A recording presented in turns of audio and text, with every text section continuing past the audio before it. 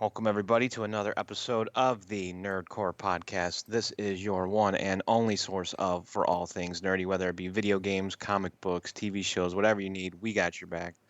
I am your host, as always. My name is Matt Hedrick, and here with me, tired beyond recognition, is Mr. Chad Porto. I already hate this fucking first story.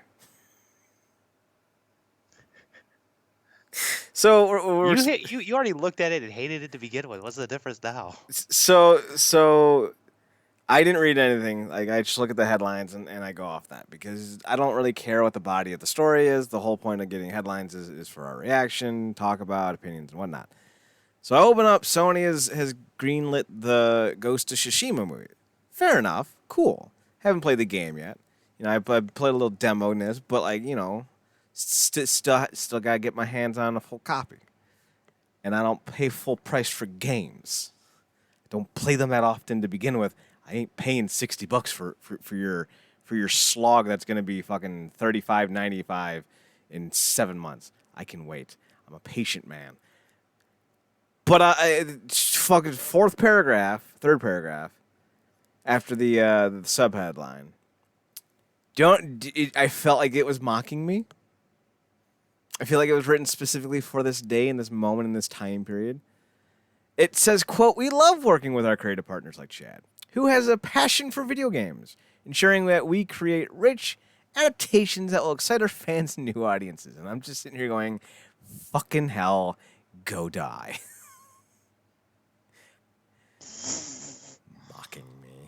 Mocking me 2 weeks in advance. How dare you? So Honestly, yeah, because everything I sent you, damn, you went way back. Yep. Yep. So anyway, I guess Shima movie. Yeah, that'll be cool. I feel like there's too many of these things getting like pushed out now. You know? Well, on one hand, sure, I understand that, but on the other hand, as long as they're different genres, I don't think it really matters. I think like when we talk about things like comic book adaptations, everyone's like, "Oh, I'm so sick of comic book adaptations." No, what you're actually sick of is superhero adaptations, because I guarantee you've seen plenty of comic book adaptations that you didn't realize were comic book adaptations. There is a. Did you know that Tom Hanks was in a comic book adaptation? I did not. Which one was that? Road to Perdition. Did not know that was a comic book. See? Interesting. See? So it's one of those things like I'm fine with these adaptations, but like just don't make it suck. Yeah, then that's one of the better games of that year too. So yeah, they got a hill to climb. You know. Yeah. Because I'm really hoping for the best from it. There's always that stigma of video game movies, but we have gotten some decent adaptations recently, so I still hold out my hope, you know. Well, we had Sonic, Mm-hmm. and I forget what the other one was because there was two. Oh shit. That same year, what the fuck was it? 'Cause I know we have Castlevania but that's a series. Yeah, maybe that's what I'm thinking of. I don't know how this new Resident Evil movie is going to go, and apparently there's a series being worked on, or maybe it's a series they're working on. I think it's going to be interesting. I think Hannah John Kamen's going to be in it, so like I don't know, could be interesting. We'll see. Speaking of Resident Evil, so remember I bought the game and it didn't work, and I was like, I'm going to return it. Yeah. Well, I didn't. All right. So I've been making more money in the last year than I've ever made in my life, and I'm not rich by any means. And to be fair, I'm still close to being broke. Like, let's be honest. But I have a few grand in my savings account, which I never thought I'd be able to say.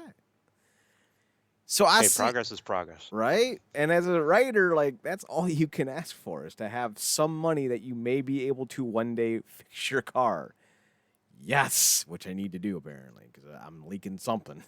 I don't know what. Oh Lord, not good. I think it's fluid from the windshield wipers, because like I'm not getting like any like lights or anything on my car, but then also like the voice in the back of my head that is also half gremlin, half mogwai. He's a gremwai.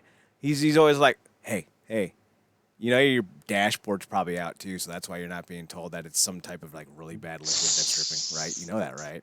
Your car sucks, and I'm just like, shut up, you gremwai. He's like, you don't even remember my name. This is like, he's boggling. God damn it, that's a better name. So anyway, Yeah, generally that's the first sign of a bad problem, of really a bad problem, when you can't even tell what the problem is. I think it's either it's one of two things. It's either power steering or like I don't know because I'm not great with cars. I don't know if there's like a liquid for like brakes. I know like the brake pad itself is its own thing, but like I don't know if there's like some kind of lubricant that is used. So I don't know. Yeah, probably not. It's probably power steering if it's not the windshield wipers. It's not oil. That I know for a fact. But it is coming out the beneath the driver's side. Yes. Okay, because I've had some stuff leak out there before. I think it's like coolant or something. You It know, might be. that was another thing, but again, this is going back to the Moglin telling me that my dashboard is broken. My car doesn't ever, get heated up, so like I don't know if it's coolant or not. And like because I only see it when it's on the ground, I don't know the color because coolant's like a lime kind of neon green looking thing.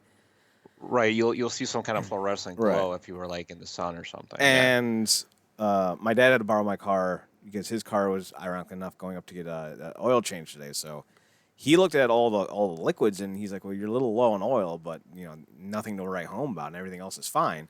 So that's why I'm like, "Well, it's probably then got to be the windshield wiper fluid because the other day I was driving and the passenger side part of it worked and the driver's side didn't." So like I'm thinking that might be it. I don't know.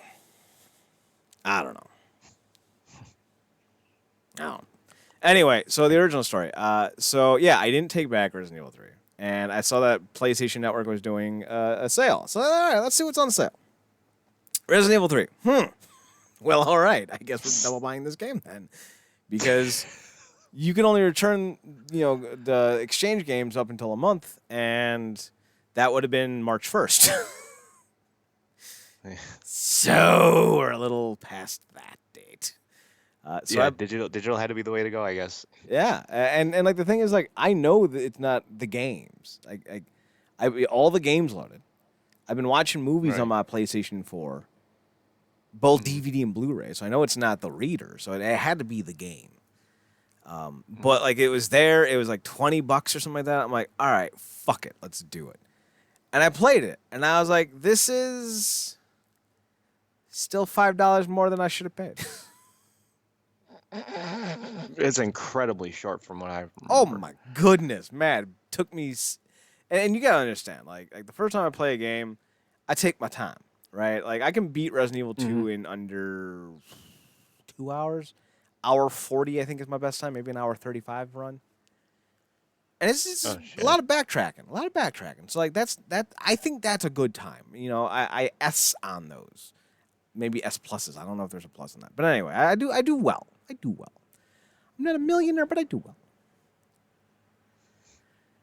First time I played it, I think it took me 16, maybe 20 hours because I was like obsessing over like every little detail. I was searching every little crevice and crevasse and killing all the enemies and bluing all the fucking maps from red to blue. So like it took me a while because you got to learn the steps. Yeah. First time I played Resident Evil 3, it took me 6 hours to beat. Yeah. And that's with like looking for everything? No, not so much looking for everything, but the only part of the level I don't think I explored fully was the initial Nemesis encounter. But like not the PlayStation, goddamn it, the police station, the exterior of the clock tower, which was like apparently just an entire level that was removed. Kendo shop and the underground lab, like yeah, I did all that, but like I didn't have a lot of ammo, and then that big fucking sumbitch shows up, starts chucking people. I was like, ugh, god damn it, I So yeah, I would say that it was a disappointment. It's not a bad game by any means. I didn't have any issues with like the graphics or the gameplay. I love the dodge mechanic. That was fucking interesting. Oh god. And I like the fact that the knife wasn't some useless fucking nonsense like the goddamn remake in 2, but I don't know. I would say there's more negatives than positives, but if you wanted to add to the collection, I don't think it's a bad get. Like, I would highly recommend anyone who's ever played Metal Gear Solids 1 through 4 to just fucking stop and Mm. don't even think about because five's a completely different game with completely different characters and completely different stupid bullshit ideologies. Just fucking stay away from 5. It's fucking trash. But like, I would recommend Resident Evil 3 remake. Like, if you're playing all the other Resident Evil games, yeah, pick it up. I honestly came from a different angle of it than you, like coming from like something like Resident Evil 2, 2, 3. I tend to prefer linear experiences, like straight up Mm-hmm. linear ones. So the beat by beat just leading me along, I did kind of have a little bit of fun with this. The only thing I would say is even for me, it was still incredibly short, even in that aspect, because it took me like I'd say maybe as long as you, maybe slight bit less, and I was rushing, you know. Mm-hmm. So it's probably about I'd say about 5.5 hours, maybe. And I'm like, this is even that, and it's not even that like it's not even that hard. You know, that's another big issue. There's not like a heavy amount of challenge in it anywhere other than like maybe one or two parts with Nemesis. But other than that, man, it's pretty much just a like an easy cakewalk for the most part. At least for me, it was. Yeah, that was like. I think my biggest issue is the lack of exploration. Like, there were segments, but Mm, I don't know. I'm still gonna play it again. I just wish there was more. The thing that always irked me about the Resident Evil 2 game, in any version, was how constricted you were to just 3 locations, give or take: the police station, mm. the sewers, and then the lab. So, like, to me, I always wanted to explore the city. That's why I always like the games Outbreak. You know, do you ever play the Outbreak games? No, I haven't. Those are PS2 ones, right? Yeah. You got to explore the Okay. city more. You got to see more of the stories. And I think if you're going to remake any games, that's the game you should remake. Hmm. But with 3, you got a lot of the city. You got to explore more of the city. You got to, meet more people. Not so much in the remake. And I feel like that's a big issue. I don't know if they were crunched for time because they were already making the remake for 3 when 2 was released. So I don't know if they had planned to go back to back and they just didn't have enough time or what. But the same feeling I had playing Metal Gear Solid 5 of incomplete was kind of how I felt about RE3, but not as aggressive because for me, I can't finish I've never finished Metal Gear Solid 5. They have like portions. There's supposed to be 3 parts. And Mm. the second one came out or was released with the game. But the third one never was because it was never finished because Hideo Kojima fucking killed the budget. But for me, once I knew the game was incomplete, I just said, fuck it. I don't need to. Why would I finish the story if you didn't even finish it yourself? So No for point. yeah, so for me, like 3 kind of felt that same thing. Like I felt like there was a lot left out. Mm.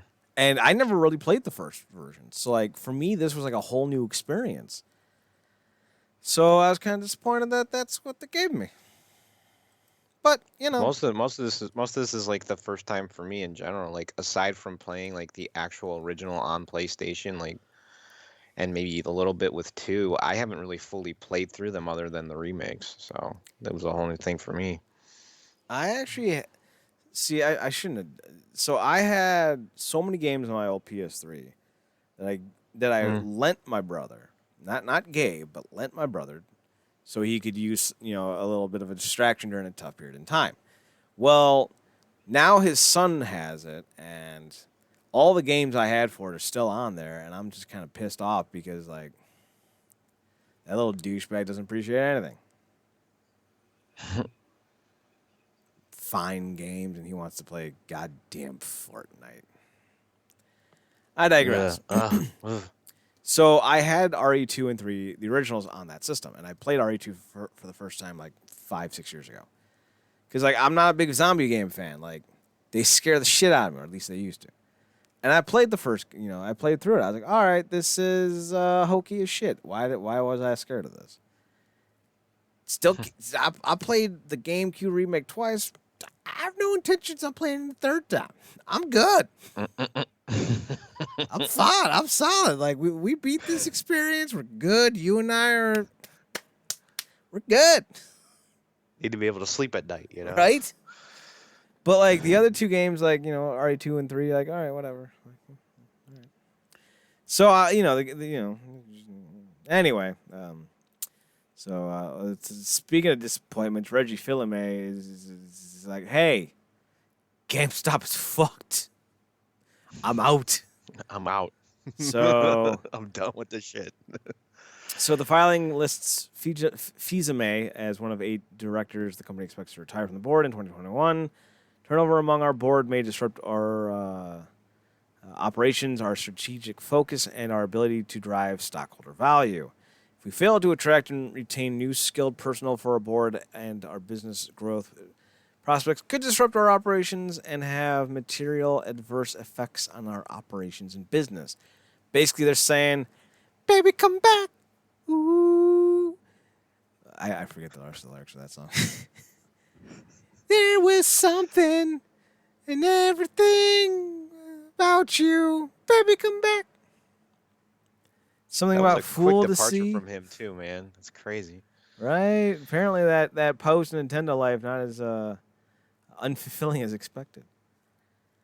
Mm. So this is a bad omen. It is. It's not good. Yeah, apparently GameStop, even when they get somebody like Reggie, they can't even do shit with him either. Who knows what ended up being the driving factor?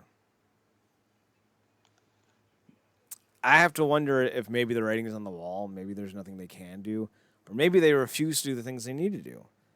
They're losing 8 board members, so like that's bad. They've never been on the up and up anyway, man. Their policy's always been shit. Yeah, and that's kind of the thing. Like, I feel bad for the employees, but on the other hand, like, you reap what you sow. And you've been sowing some stupid. Yeah, employees, the fucking amount of stuff they have to spew on a daily basis is damn insane. Speaking of spewing, Sony's going to close the PS3, Vita, and Portable stores this summer. So that means if you got a PlayStation Portable, you should go and download all the shit you can before you're out of time. Basically just completely closing down a market. Here's my thought. If you're PlayStation, Nintendo is just kicking the teeth in from everyone in a technological standpoint.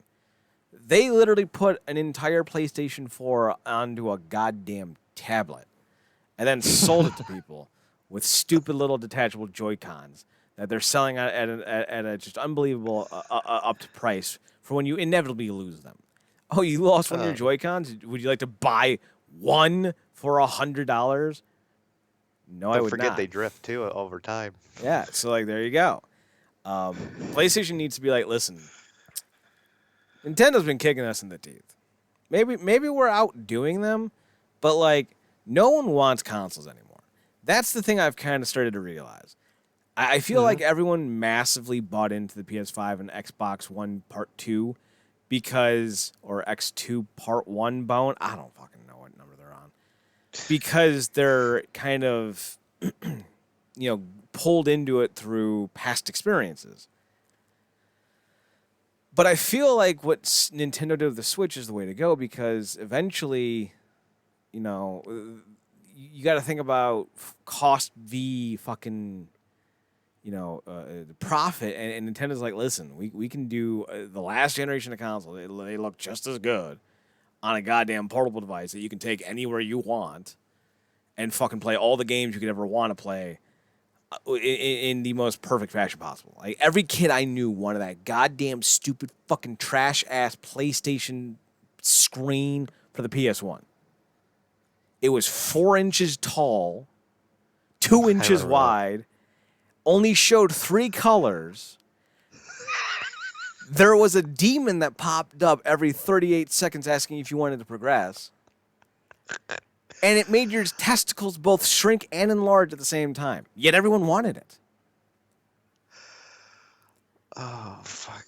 This would be the Oh. opportunity to finally deliver on a PlayStation screen that we would all enjoy. So I would suggest that they, dust off the schematics of the PlayStation Portable. Stop worrying about how photorealistic the graphics can look, because I'm going to tell you something here, folks. No one really gives a shit about graphics anymore. We got spoiled on it. We're good. We want interesting graphics. We want cool graphics. We don't need photorealistic. Oh, cool. You did an entire game about a deaf dude that fights people and it's photorealistic? Yeah, no one cares. Yeah. So, oh god. Oh, don't remind me of that. Oh. So I think, you're shutting down the PSP and Vita and PS3 stores. That's cool, but PlayStation 6 needs to be a goddamn handheld. Otherwise, I ain't going to be interested. I'm not even interested in the PS5. I'm trying to work my desire up to buy one or look into buying one. I don't care. Like, everything that's being released on it so far is like, oh, Grand Theft Auto 5. Really? Oh, and Last of Us. We'll get to that. Oh, cool. Oh, sports games. Those were on Nintendo. You've had one major release since it launched. One major one. And it was even then that was a remake. What? What was it? It was the Demon Souls remake. That was what everyone was pining for during the launch window. But past Didn't they that, remake man, that you like got 9 nothing times? until like the end of the fucking year. Like Demon Souls, I don't know of. A Dark Souls, maybe, but Demon Souls, I believe that was the first one. That whole line of what those games are. So, like all the Souls I games never have been had remade Souls like games. 9 times. Like I don't give a fuck. So, Miles Morales sub story, cool. Like, all right, like I don't know, man. No hard hitters yet. Everything you can still play PS4. You know. There's nothing that truly sets the tone to play a PS5. Even the game I'm looking forward to the most on there, by the time it comes out, because of this whole chip shortage situation, you're not gonna be able to get one anyway. Okay. You know? Ratchet and Clank Rift Apart, that's supposed to be like an exclusive PS5 game, no other consoles. Um, I think the new Horizon game comes out in the fall. It's still supposedly being promoted as a PS4 game, even though if it were me, I'd just go straight PS5 with that too. But yeah, nothing until literally the next year for either console. They released it in such a shitty window, like there's nothing to do with it. What do you do with it? It's just gonna sit on your shelf for 6 months. So I'm just waiting. So, don't buy a new console. PSA. Do do do do. The more you know. The more you know. So I'm going on Eurogamer, and they're going to ask me if I want to accept cookies. No, I do not. 10 best PS5 games to play in 2021. Demon Souls Remake. Astro's Playroom. Spider-Man Miles Morales. Control Ultimate Edition. God of War. Rare 9. Destiny 2. Devil May Cry 5. Hitman 3. Okay. Fortnite.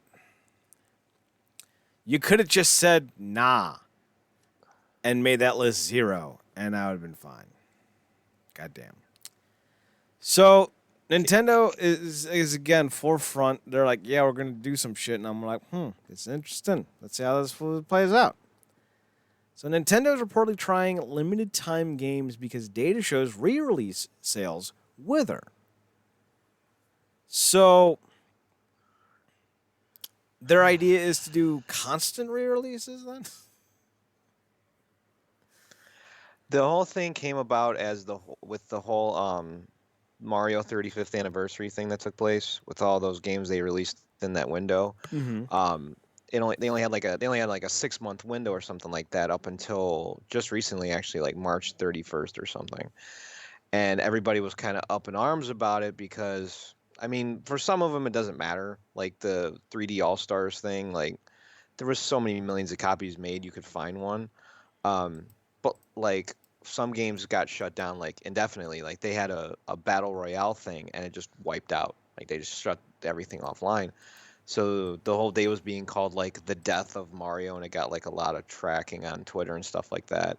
But yeah, I don't personally see the point of it, but if you can't find a means to play some of these games at this point, I don't know. Like, is it really that big of a deal? I mean, if they're giving you 6 months to buy the game, Yeah. you can afford that. Like, I'm not saying you have to drop $60 in one day, but Hmm. like if you put $10 aside a month, you can afford it before it goes off sale. So like, I don't know. That's on you. I feel like it's not a big deal. Like, No. all right, so like I know like someone's gonna say like, well, $10 is a lot of money to some people, and they're not wrong. But also, if $10 is that much money to you, maybe you shouldn't be spending any money on a video game console. I think you might have bigger issues to worry about. Yeah, rent, utilities. I mean, come on. Well, I'm just saying, like, this is not a necessity. This is a luxury item, and if you can't afford to pay for the luxury item, then I'm not going to sit here and be like, well, okay. I don't own a lot of consoles for a reason. I don't own a lot of games for a reason. I'm not sitting here going, well, I need to, put $10 aside a month so I can buy this game before it stops being sellable. Because I know that if the game is truly that good or truly that important, I will, save some money and do it. But I also have the means to sustain a moderate, slightly moderate, less than moderate, small video game collection. So, like, it's one of those things where, priorities. If you can't buy a game you really want in the span of 6 months of saving up, then you really shouldn't be playing video games. You need other things to be doing. That is a fair point, man. Right? Seriously. Like, So, yeah. Like, and you're in the best situation too, honestly, because every game that comes out that's $60, even if you had interest in it, you wait until it goes on a sale anyways, and you don't care about playing it when it's the new hotness or anything. You just play it when you can, and that personally still believe that that is the best way to go when it comes to games. well, it also doesn't hurt that every video game franchise that I've ever cared about has slowly killed themselves over the last 10 years. Oh no, not at all. Castlevania, Last of Us, Metal Gear Solid. Ugh. So, like, it gets Last really of Us, that one hurts. it gets really fucking easy not to buy new games because I know that they're just gonna be ruined. Viva And la if you get it sports for like a games. dollar, what does it matter anyway? Right. You know? Right. So, somehow Resident Evil has become my go-to franchise, and it's not even in like my top 20 all time. Mm. So like, there's that. Naughty Dog's getting re-released again for the PS5 because the PS5 needs games. That's basically what this comes down to. It's the weirdest fucking thing considering that it was this going to be the third version of this game at this point. Mm-hmm. And the what they would even plan, this is the part that boggles me, what they would plan on doing with that re-release anyway is the same thing that the remaster version already did on the PS4. So what the fuck are you I mean, are you really going to think somebody's going to pay $70 to pay for something you could go out and find for 20 and just get a free upgrade? Yeah, I mean, it is what it is. This is what the Mm. video game industry has become. We've warned you, people. We've warned you. That's why I stick with retro, please. Dotemu has announced a paid DLC pack for Streets of Rage 4. I haven't read the story yet. If there's no fighting kangaroo, I don't give a fuck. Yeah. New characters. All right, hang on, let's read. We'll add 3 new fighters, including Estelle Agua, who appeared as a boss in the vanilla game. What the fuck? Is the vanilla game supposed to be the original game? I want Yes. to say it's just like the straight version of that. Yeah. We call it the original game. You ungodly fucking cunt Andy Robinson. So the flavor of ice cream. Right? Don't Move says players can build their own personalized fighting style with new moves via incoming character customization. Don't care about that. Mm. Mr. X Nightmare also includes new original music from Lee Topes. In addition to the paid deal, a free update is also in the works with New Mania. Uh, are we only getting one name announced for the three? Because I don't see the other two names.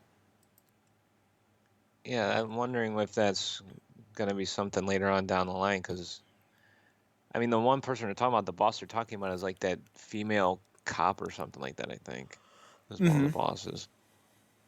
And I don't. Who else will we?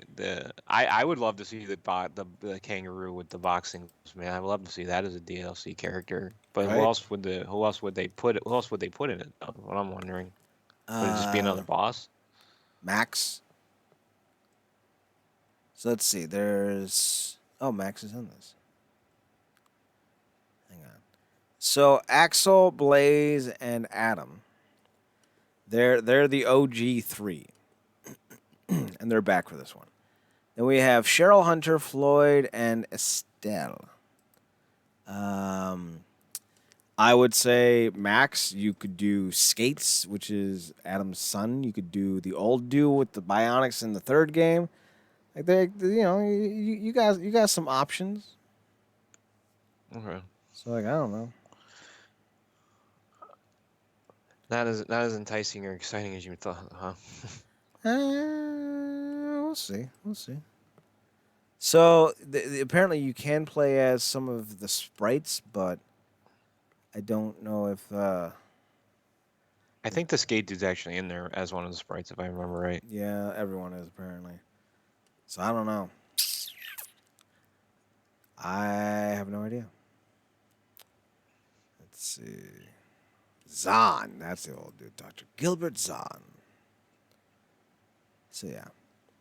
All right, Batman's coming out with a new movie. It's called The Long Halloween. I haven't seen the trailer, but it has Jensen Ackles as Batman. So that's cool.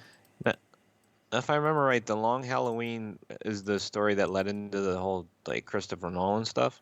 Is that right? No. No. The Long Halloween. I've actually never heard of The Long Halloween, so I don't know. It has something to do with Hmm. like all the villains on like Halloween night were being really mean to Batman and saying you can't sit with us at lunch and like just being a dick. So Batman put on his costume and beat the shit out of them all. He's kind of a bully. Seems like it. Damn. And it's only part one. Apparently, there's two parts. Let's see. 13 issue, published in '97. Let's see.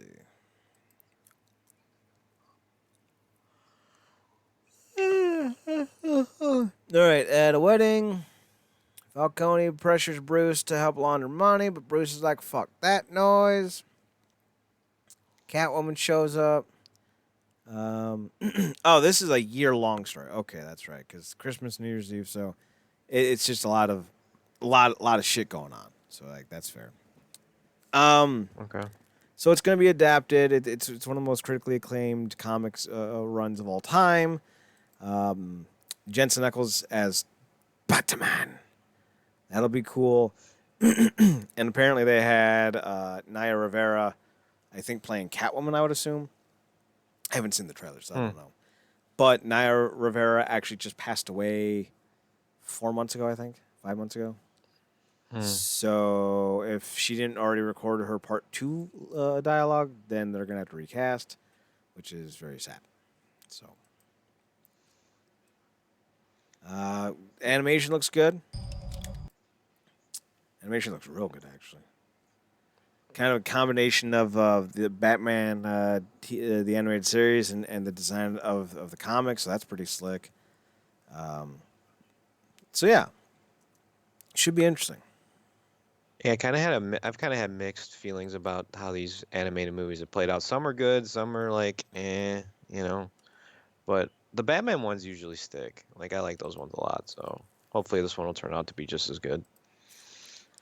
All right, so let's move our tail feathers to YouTube. I really don't remember everything I watched, so And the short week for you then, huh? yeah.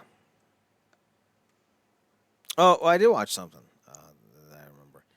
It was a 55-minute retrospective of the Animorphs books, and there's a sequel to it that I haven't watched yet. So that's going to be fun.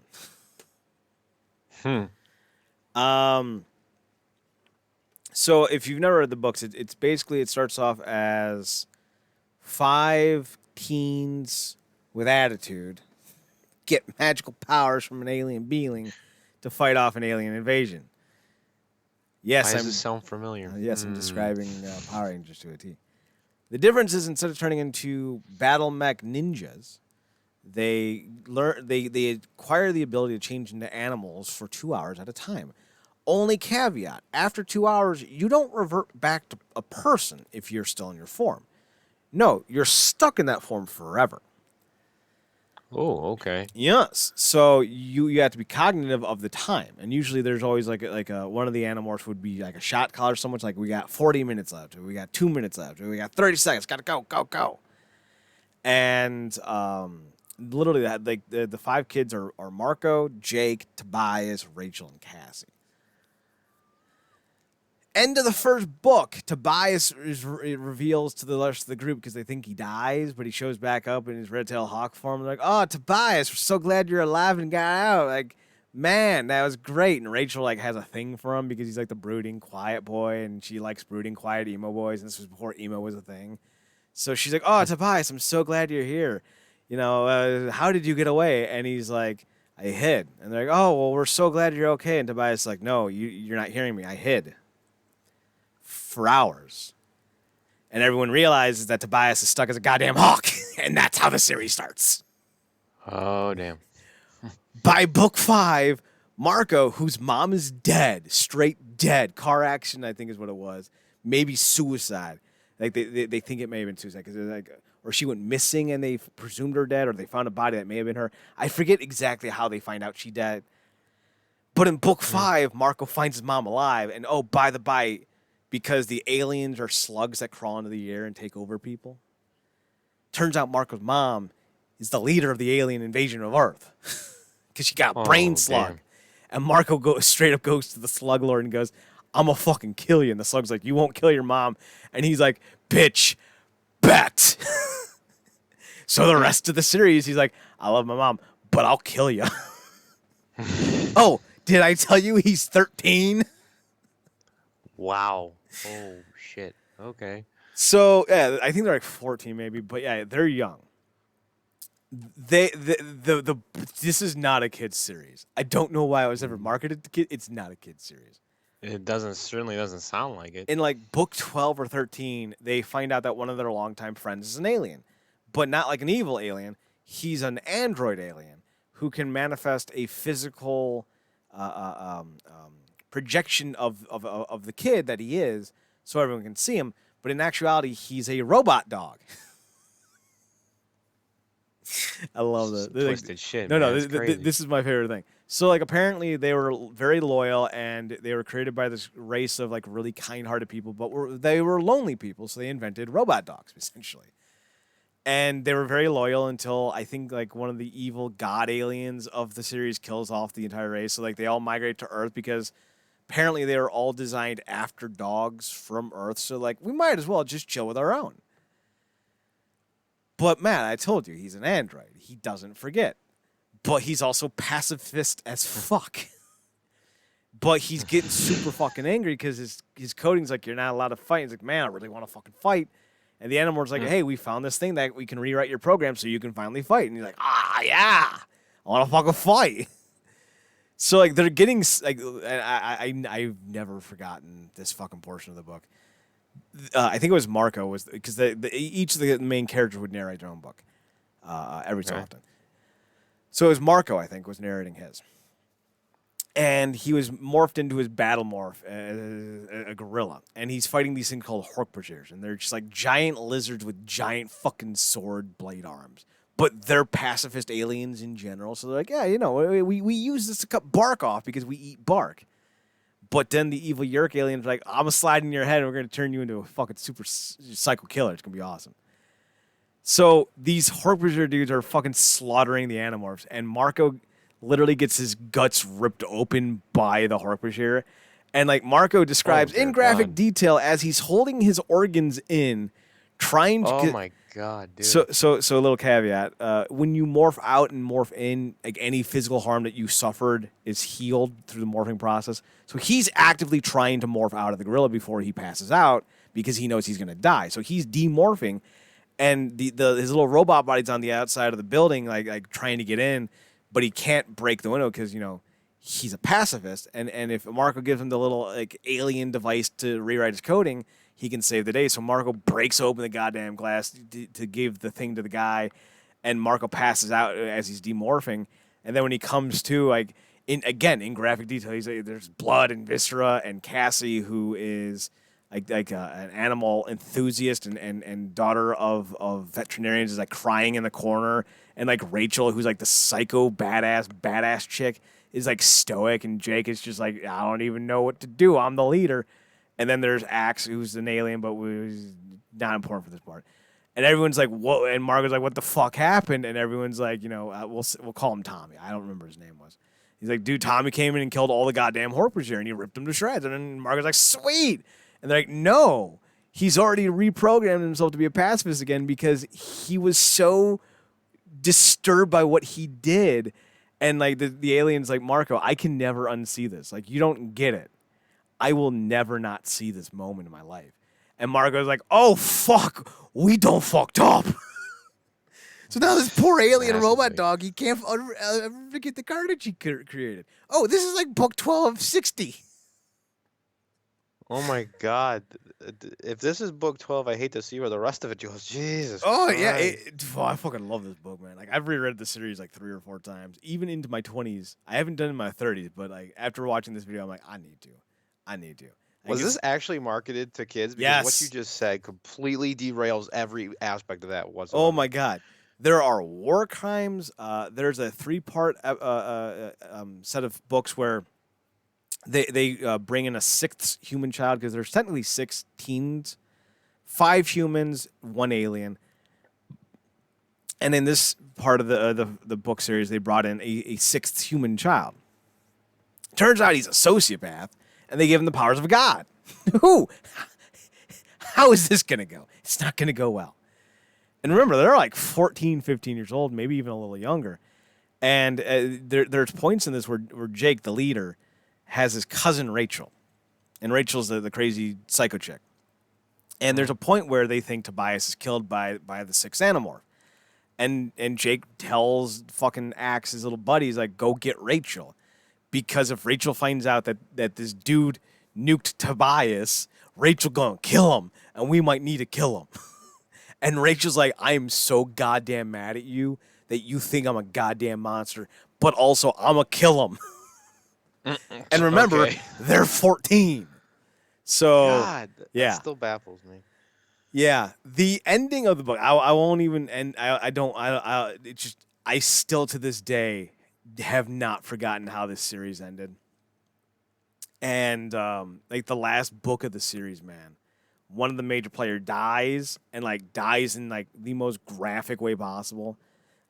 They spent like the entire series trying to save one character from being infested.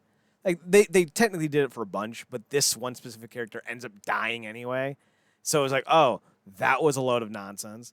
And then like the war ends kind of before anyone ever found out what was going on, and everyone's like, oh yeah, now like, and literally like the end of the book, like the end of the series, the first 2 chapters is about the last battle, and then the rest of it's how Cassie hates Jake, and they were like a couple, or like kind of a couple throughout the series, but because Jake did some real awful shit and like sent his cousin to go kill some people in the second to last book, Cassie's never forgiven him because she's like, you did the right thing, but also I can never see you as the Jake that I loved.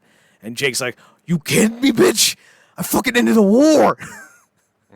That's What at more least do you worth. need, That's at man? least worth a hand job. They actually say that or No, what? no, but obviously, like, if you end the war, you at least get a hand job. Like you Captain Jake, you end the war, save billions of lives, you can get a handy J. You gotta have some stress relief, dude. For fuck's Marco sake. Marco loses like everything, I think, or maybe he doesn't. I don't remember, but he ends up becoming a celebrity after the war because everyone's like, oh my god, these fucking 9-year-olds saved the world. I like how they're getting younger in my head. Right? So Like, so what these did we start at 14? toddlers Now we're at 9? What the fuck? So these toddlers, in between nap time, save the world. But like Marco loses everything, but he ends up becoming a celebrity because he's like, I'm an animal. I can change into animals on television. Look at me, give me all my money.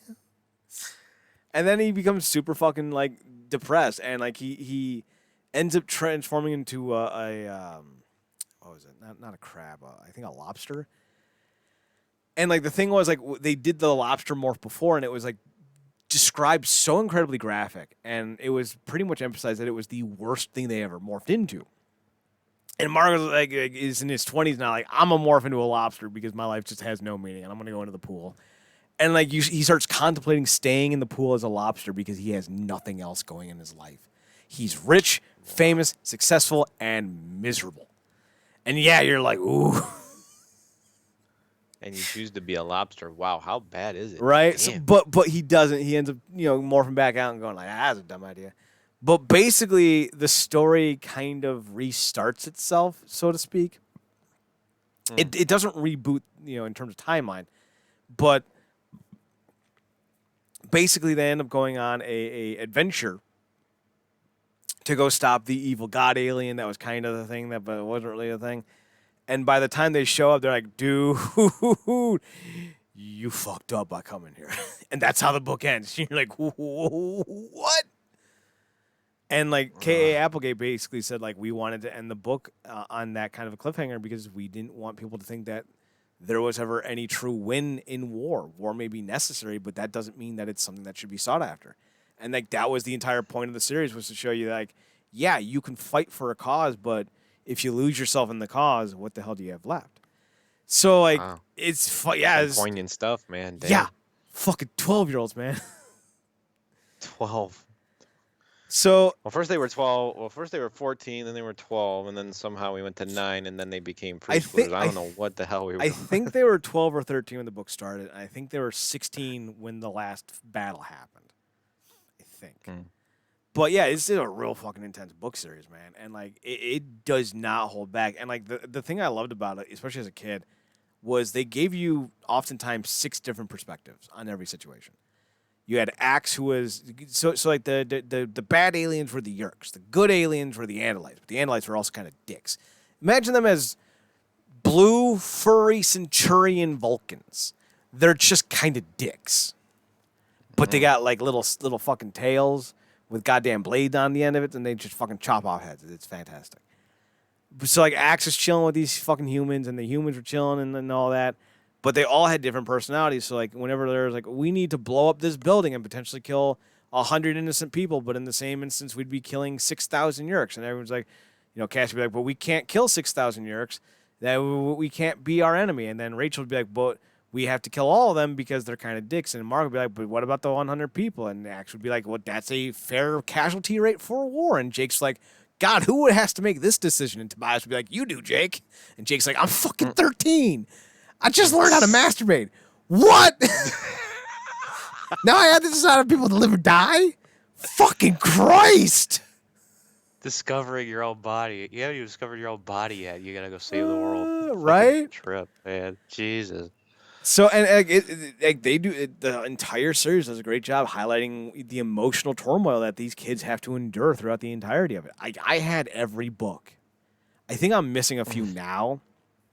But like I had all the numbered books, I had all the chronicle books, which is like how they establishes the backstories of some of these characters and like some of the events in the world. I had like the choose your own ending side stories and the compendiums and the megamorphs. So like yeah, I had like literally everything. It was my fucking jam. Like if I had one franchise I would say defined my childhood, it would be the Animorphs. But no one ever talks about it, so like I never knew I could. Like it was the best shit ever. And like the thing is, like no one ever bought the books because the covers were so fucking stupid. You and I are about the same age, so you would remember this. Remember the old book fairs? Oh, I do like those Scholastic book Yep. fair things. Yeah. Every time you'd walk into the library at your local school, you'd see like all the book fair books and like, oh look, it's Garfield is a superhero. Gotta buy that because I like me some superhero. I like me some Garfield. But there would always be like a cardboard cutout of like 6 or 8 books, and it was always the same goddamn franchise, the Animorphs books. And the covers would always have like a kid slowly morphing into like a lizard or some shit like that, and then you would open the cover and like you'd have like a CGI photo of like the lizard in like a shoe. And I always thought these books were fucking about animals. I'm like, I don't need no National Geographic bullshit. Turns No, out thank were you. Way, way wrong. Oh yeah, I was. I don't even remember like why I bought it or how I got into it. I just remember one day I had like the entire collection. Man, I went to I don't know if it was a bridal shower or like a mini family reunion or something like that. I don't remember who took me. If it was my aunt, it was a bridal shower. If it was my dad, it was like some type of little family reunion. But I ended up going to like this house in Berea that was near my old original house, and I was reading the fucking Animorphs books, and I can even tell you which goddamn book it was, because to this day that book fucking haunts my nightmares. Let's see, which one are you? It was a Jake book. It was The Warning. No, it wasn't. Was it? No, hang on. We're looking. Did I already read it? I don't want to move too much stuff around. Maybe it was The Familiar? Anyway, so basically, they go to this weird-ass fucking planet. Because, like, the evil alien god has, like, a good alien god hybrid thing. And they're like, we need you to do a battle. And they're like, all right, cool, we'll do a battle. And basically the planet they go to, in the fucking description of the book, or like the photo inside the book cover, like made it look like it was goddamn Legoland. Oh, I'm already intrigued. And they had to fight these 6 aliens. It was an alien race called the Hollers. And they're basically magma monsters with claws and the ability to screech so loud you die. And I remember reading this fucking kids. Right? And I remember reading this like, oh my god, these hollers are the worst fucking thing ever produced in this world. I am so not into this. Oh my god, this is horrifying. And of course, like the entire book is them arguing on how to handle them, and like we need to fight them, but we can't kill them, but we have to kill them. You know, the Elamists, the good guys, like we got to kill them, and then the Kree, the bad guys, like nah, man, like you do you, like it's cool. Bite the apple and shit. So it's just one of those things. Like I was reading it in this fucking house, and like every like chapter, I'd just close the book quietly and look down, like, oh my god. I myself am maybe 12 or 13 years old at this point. And then I take a deep breath. I go back into the next chapter. I read maybe, for the sake of argument, let's say it's a 20 chapter book. I maybe read 19 chapters that day. Wow. Yeah, oh, I was like, oh my god. You probably close the book and be like, should I be reading this right now? Right? I was very much Travolta in Welcome Back, God. Oh my god. Oh my god. Oh my god. So yeah, it was definitely a thing. So never had a lot of those moments with the Goosebump books though. I maybe a few. Definitely one. It's Beast from the East. I remember reading it in the basement of a house my dad was working on. So like, but like that was it. Like I read a bunch of Goosebumps books, but like they never resonated with me the same way. Like I couldn't tell you where I was when I was reading certain books, except for like that one. No, it wasn't the Beast from the East. It was the Swamp Monster one, where the grandparents like, don't open up the thing in the attic, and then if you do, whatever you do, don't go outside. And the kids are like, oh, we're totally outside, and we're fucked. And that's how the book ends. I'm like, oh, okay.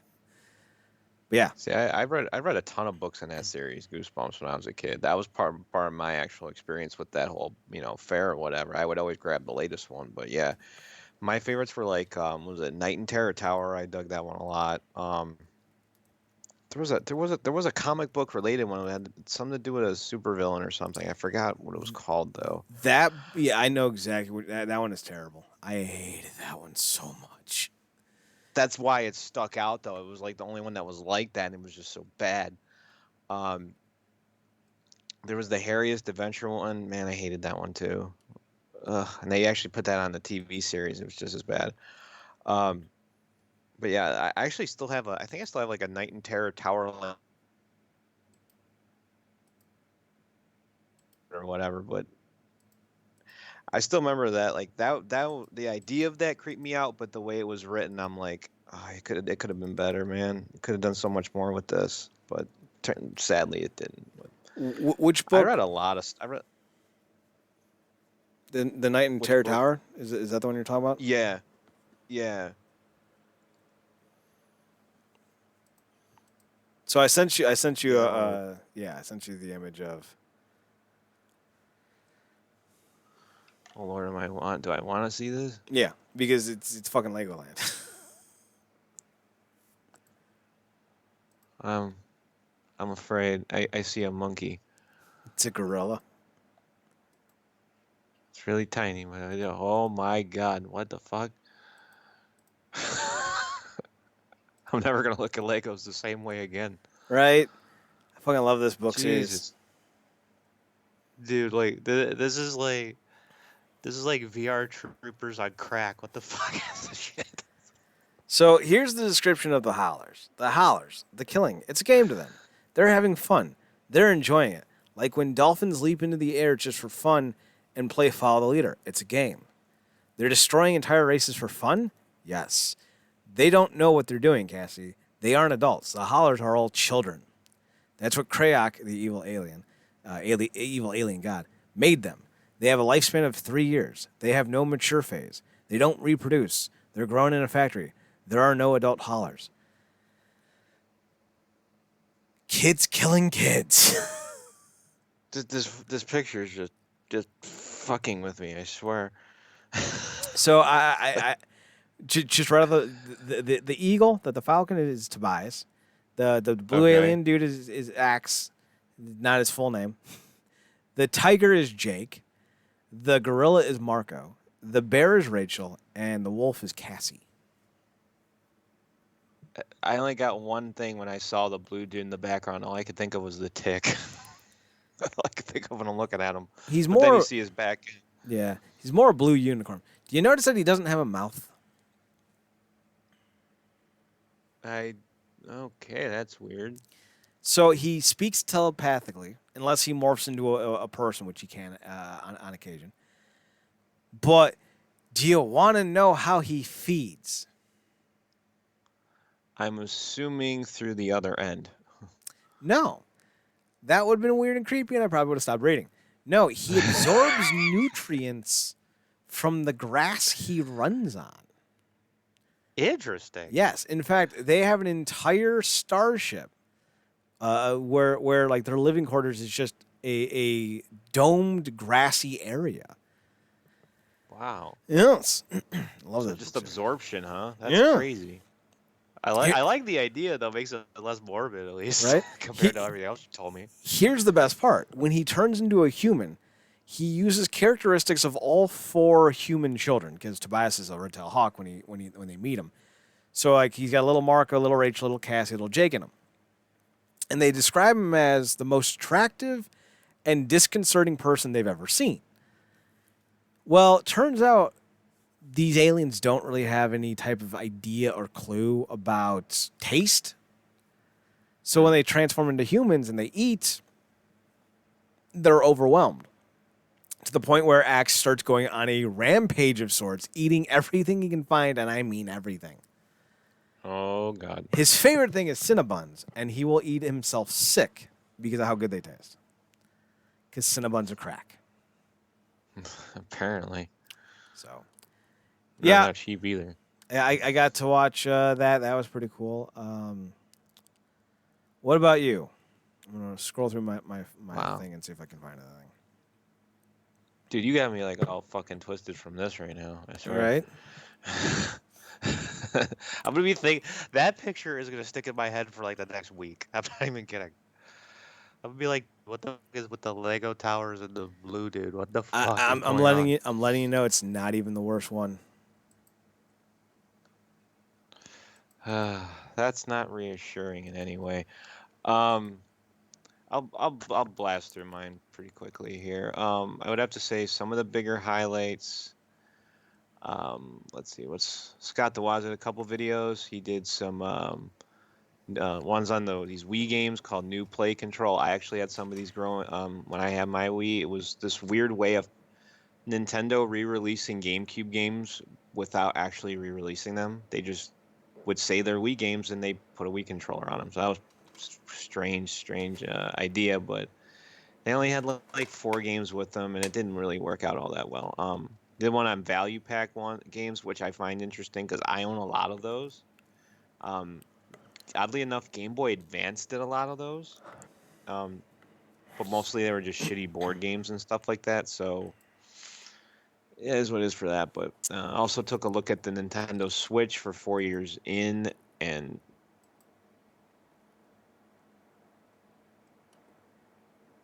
watch that in shifts, man, because an hour video tends to get to me. Let's see. SNES Drunk's got a few things on here. I would have to say the highlight for me was the Ultimate Stuntman episode that he did, because I always wondered about the cover of that game, how fucked up it looked, and I'm glad I never touched it. It was almost similar to we reviewed a game like it before, Vice Project Doom or something. Mm-hmm. It's along the same lines as a game like that, but just not done with the same level of polish at all. So yeah, he ended up being disappointed. I'm like, oh, I could have reviewed it, but nah. I'd have to say probably the two biggest highlights for me over the past couple of weeks were Caddy's video, because I haven't seen him in a long time. Um, about his whole experience of trying to build a PC for the first time. Oh man, and how was it, like he got almost through the process and he had to restart the thing just multiple times over and over and over again. I'm like, I'm sorry, dude, I would never want to do that. I'm no technical whiz myself, so I feel you. um the Stop Skeletons from Fighting one is more kind of resonates directly with me though, because Derek covered touch only Nintendo DS games, and I have actually almost all of the ones he mentioned in that video.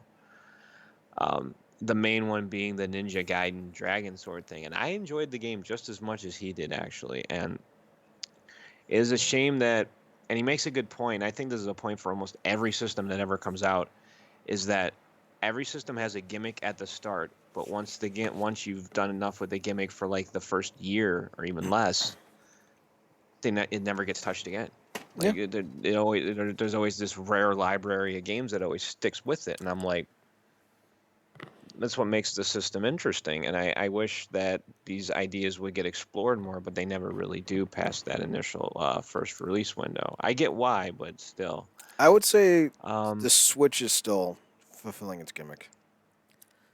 But like the Wii, yeah, like after the first year is all like Wii remote, Wii this, Wii that, and then it's like, no, give me just a regular controller, please. And they're like, okay.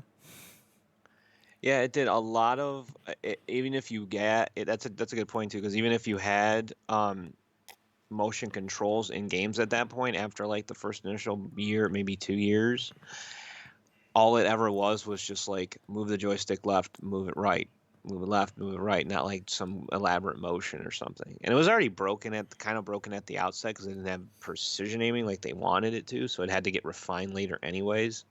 But yeah, a lot. Eventually, over time, it became a port and shovelware machine at some point. But I definitely like his video, and it made me go back and dig out some of that library. Not hard to find. I have them all in a case somewhere. So yeah, always good stuff from Derek. But I would say, aside from that, those few highlights, there wasn't much in the way of like big highlights over the past couple weeks. Not as far as like YouTube goes. So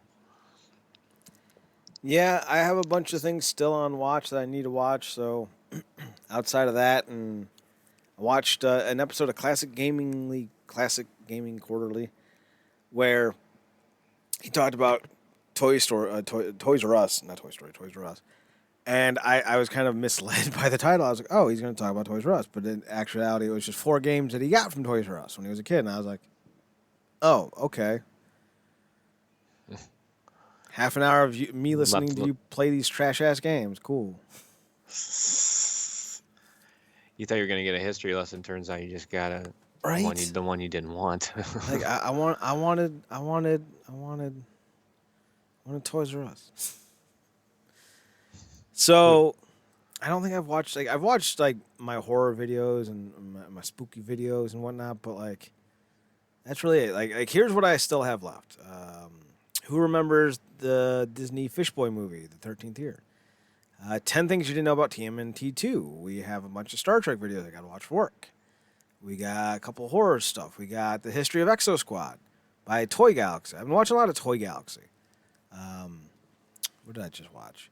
Gargoyles. Watched that one. That was cool. And Pirates of Dark Water. That was cool. And then they did one for... What the hell was it? All right, I guess I'm going to look it up. There's one more. There's one more, and I know I watched it. Let's see. Can we search?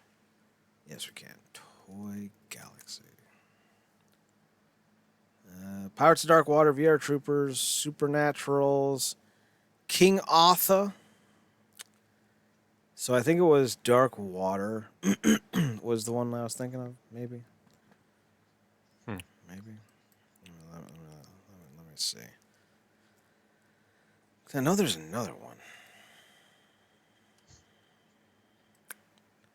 I definitely watched the Gargoyles one. I don't know why that's not showing up in my search history, though. Let's see.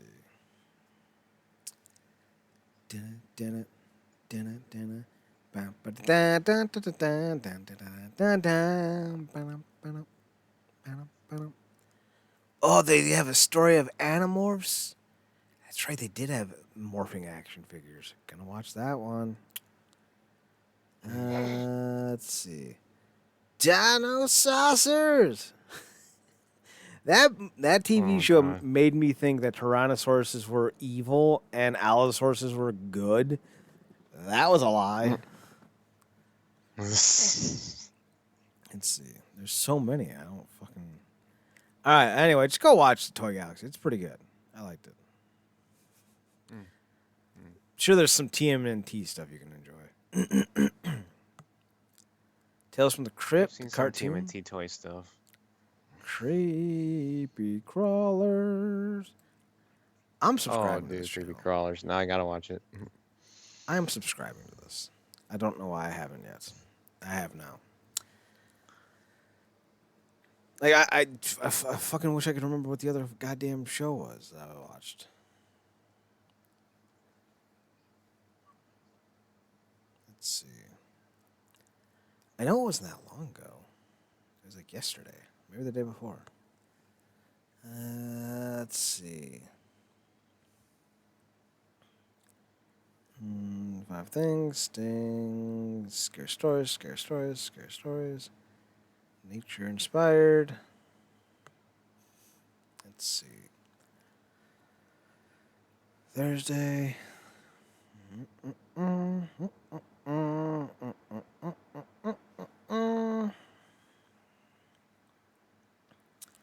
There's the Gargoyles one. Gargoyles. Empire Records. I watched a bunch of stuff from Gaming Bolt, that's right. I don't know if there was another one. So we'll just assume that there isn't. Okay. Because it was this thing. Because whatever it was, and maybe it was Gargoyles, but whichever one it was, basically it was like they released the show and it was really popular, and it got a couple seasons, but the toy line was never supposed to be a thing until the show became popular, which was the inverse of how it usually is. Because usually they get a toy line and then they get a show, but they did it in reverse order. And I was like, oh, that's pretty cool. Maybe it was the Gargoyles. I think I don't know. Johnny Two Cellos did a bunch of King of the Hill videos that were pretty interesting.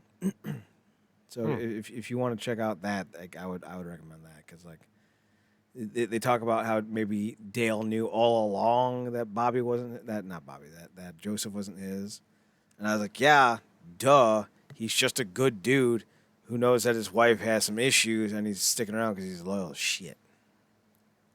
Mm. That's my rationale anyway. So yeah, definitely yeah. Anything else?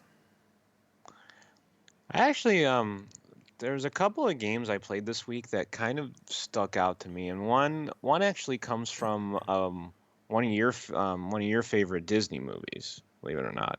Mm-hmm. Um, I believe now, correct me if I'm wrong, but your favorite Disney like old school like animated movie is Lilo and Stitch, correct? Yes.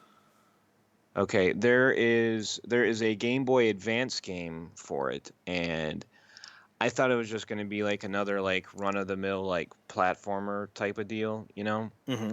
And I got in this monthly collection box that I get, and it turns out it's a mixture of all these different genres of games. Like Stitch sudden fucking has a bunch of laser guns, and you're playing Contra in one stage. Then you're in a spaceship flying around in the next stage, and then the next you're doing like Metal Gear Solid Light with Lilo. It's fucking weird. Like she actually has to like sneak past guards. She can like turn to a little flower and hide. It's pretty cute stuff, and the game only takes like an hour to beat, but it's a really solid experience or whatever. And it was only like it was like I looked up the price for it. It's like $6 for it on the Game Boy Advance. So if anybody's got a Game Boy player or just a DS, man, definitely pick that up and play that. That is definitely it is worth it, at least at that price. And I possibly played one of my not only maybe not only one of my favorite games of 2021, but like so far, but maybe one of my favorite games in the past few years, as far as like my favorite types of genres go. And that is it's a game called It Takes Two. It's from this developer called Hazelight Studios. He's made a couple of like indie titles. One was called A Way Out. It came out a couple of years ago. It was about two guys trying to break out from prison. Then one before that had to do with called Brothers: A Tale of Two Sons, where it was them trying a family trying to figure out find a cure for their dying father. And this one, It Takes Two, deals with a married couple and the daughter not wanting them to split apart. So by a kind of a freak of nature thing, their souls become trapped inside of dolls.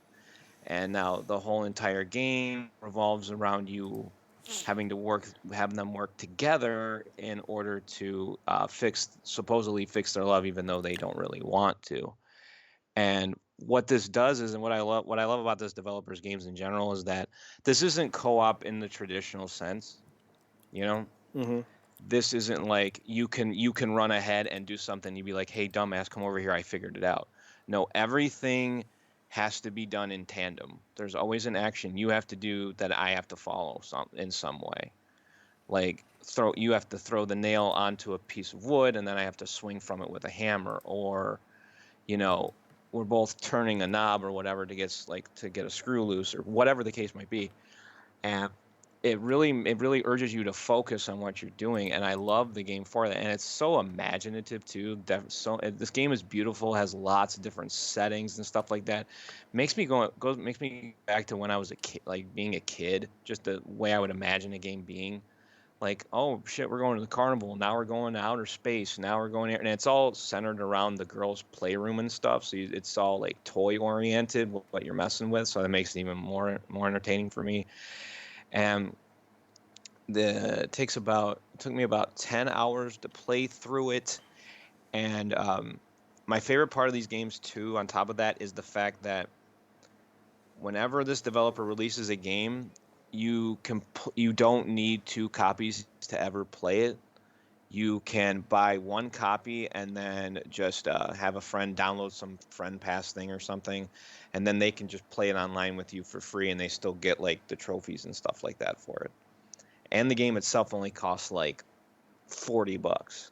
I got a really worthwhile experience out of it that was damned entertaining, and The amount of genres this thing throws at you baffles the shit out of me sometimes. Like one minute you're going and you're playing Diablo, a dungeon crawler, and then the next minute you're fucking playing Star Fox, and then Mario Brothers, and just and then even at one point you're fucking playing Street Fighter against a god like a damn squirrel. This thing's all over the place, but I love it for that, and that's very well why it might be my favorite game so far of 2021. If you want looking for something to do with a family member and you want to have some fun with a game, this is something I definitely suggest checking out for sure.